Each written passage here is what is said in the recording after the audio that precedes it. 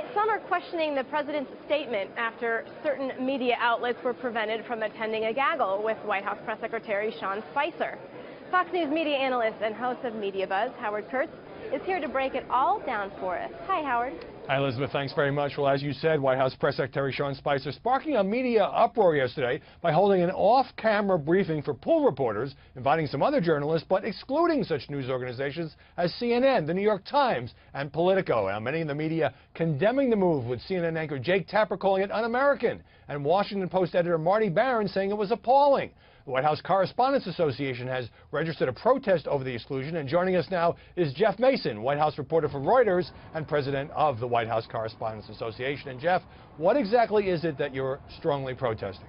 Well, what we're protesting, Howie, is the idea of not including a broad, diverse group of journalists in what is essentially the daily briefing. What happened yesterday was, instead of having the briefing in the press room, Sean Spicer and his team decided to hold a gaggle, as you said, in his office. And we encouraged them to hold that gaggle, even if it was going to be off camera, in the press briefing room, so that a lot of organizations could attend. And that's not what they did. And so a lot of organizations did not get a chance to ask questions or be present for that briefing, and that's why we protested. All right. Now, the White House says this is no big deal, that at virtually all of the daily televised briefings, all accredited news organizations are allowed to come and try to ask questions, and that because it was a pooled event, the pool distributed everything that happened between Spicer and those present to the rest of the media, and that therefore this is sort of a much ado about nothing. Your response? Well, it's true that there was a pool reporter present and that information was distributed, but I guess our point is there are some times where it's appropriate to use a pool and there are some times where it's not. And yesterday was not one of those times in our view.